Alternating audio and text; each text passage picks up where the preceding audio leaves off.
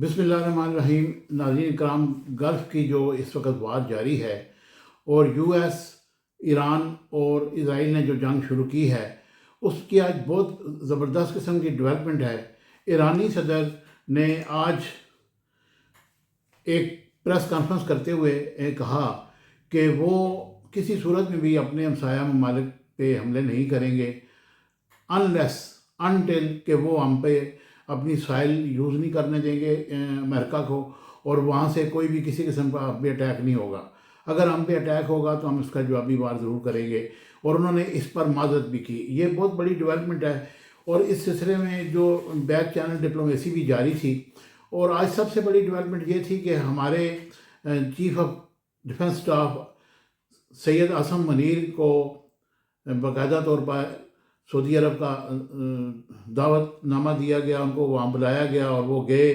انہوں نے شہزادہ سلمان سے ملاقات کی، اور پاکستان اور سعودی عرب کے درمیان جو ہمارے ایک پیکٹ ہوا ہے کہ ایک دوسرے کی حمایت کریں گے اور ایک دوسرے کا ڈیفنس کریں گے، اس سلسلے میں ایک بڑی اہم میٹنگ بھی ہوئی ہے۔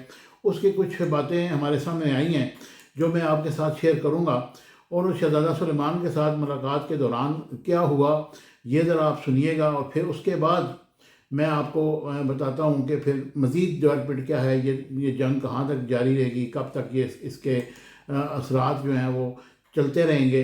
اور ادھر تہران میرا آباد ایئرپورٹ پر دھماکے ہوئے، امریکہ کے ایران کے 43 جہاز تباہ کرنے کا دعویٰ، اور اسرائیل کی لبنان پر بھی بمباری جاری ہے۔ جنگ کا آج 8واں روز ہے، اور انہوں نے یہ ساری چیزیں سامنے آئی ہیں۔ اب میں یہ بتاتا ہوں کہ پاک فوج کے شعبہ تعلقات عامہ ISPR کی جانب سے بتایا گیا کہ فیلڈ مارشل عاصم منیر نے سعودی عرب میں سعودی وزیر دفاع شہزادہ خالد بن سلمان سے بھی ملاقات کی، اور انہوں نے دونوں رہنماؤں کو حملوں کو روکنے کے لیے اسٹریٹجک دفاعی معاہدے کے تحت اقدامات پر تبادلہ خیال کیا۔ اب پاکستان کو انہوں نے باور کرایا ہے کہ انہوں نے ہمارے ساتھ معاہدہ کیا ہے، اور یہ جو یہاں پہ ایران کے جو میزائل گرے ہیں، اس سے ہماری ریفائنری تباہ ہوئی ہے، آپ اس پہ ہمارے ساتھ جو آپ نے معاہدہ کیا اس پر عمل کریں۔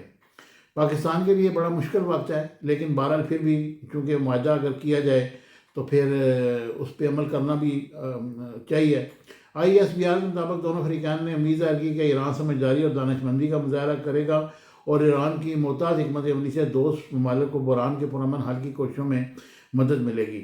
اور ملاقات میں علاقائی سیکورٹی دوستی کے فروغ کے لیے تعاون مضبوط کرنے پر بھی اتفاق ہوا، اور دونوں ملکوں نے باہمی تعاون اور تعلقات کو مزید مستحکم بنانے کے عزم کا اظہار بھی کیا۔ یہ جناب علی یہ تھا ان کا جو آج کا یہ مین ڈیولپمنٹ ہے۔ اس کے بعد جناب علی یہ میں آپ کو یہ بتاتا چلوں گے جو اس وقت حالات چل رہے ہیں اور کس طریقے سے یہ ممالک جو ہے اس میں پریشان ہیں۔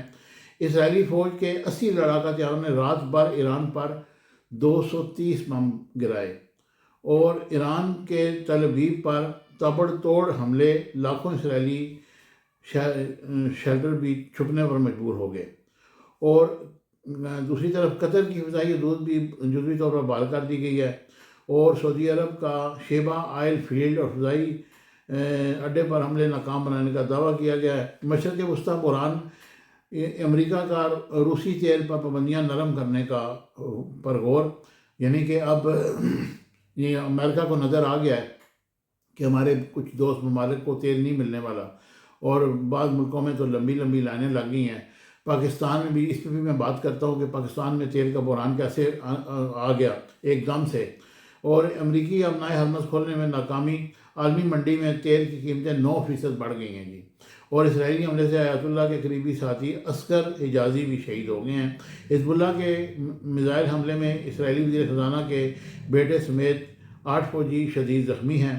ایران اور وینزویلا کے بعد کسی ملک میں رجیم چینج ہوگا، ٹرمپ نے اپنا پلان بتا دیا۔ ایران غیر مشروط طور پر ہتھیار ڈالے تو معاہدہ ہوگا، ورنہ نہیں۔ یہ ٹرمپ صاحب کی بھی انہوں نے دوبارہ دھمکی دی ہے۔ طیارے 100 بم خامنائی کا کئی گلیوں تک پھیلا، 50 زیر زمین بنکر کیسے تباہ ہوا، یہ بھی ایک بڑی خبر ہے۔ اور خلیج میں میزائل خطرے کی گھنٹی، دبئی میں موبائل فون پر ایمرجنسی الرٹ جاری کر دیا گیا۔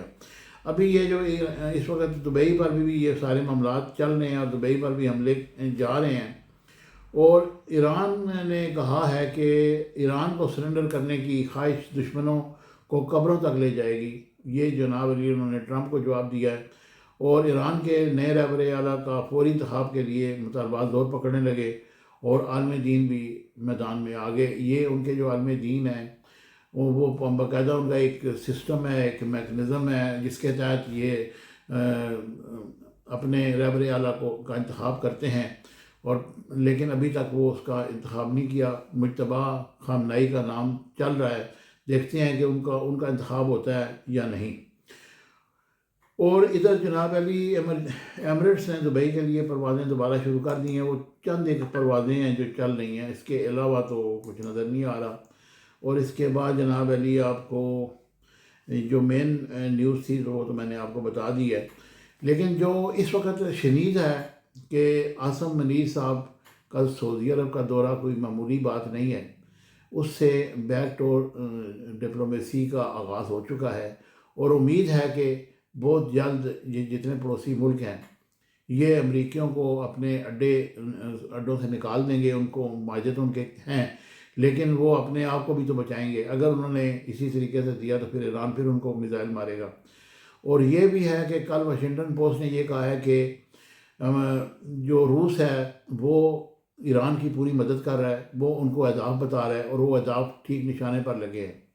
اور سب سے بڑی خبر یہ ہے کہ جو ابراہیم لنکن ہے اس نے بیک فائر ہونا شروع کر دیا ہے. وہ آہستہ آہستہ پیچھے ہٹ رہا ہے، حالانکہ اس نے آگے آنا تھا، لیکن اس کو کچھ میزائل لگے ہیں جس کی وجہ سے وہ پیچھے چلا گیا. تو یہ ہے جناب علی آج کی جو تازہ ترین میں صورتحال ہے. امید ہے کہ میری ویڈیو آپ کو پسند آئے گی. چینل کو لائک شیئر سبسکرائب کیجیے گا. Thank you very much. Subscribe my channel Business Times News for latest political, national, international news. Don't forget to subscribe Business Times News.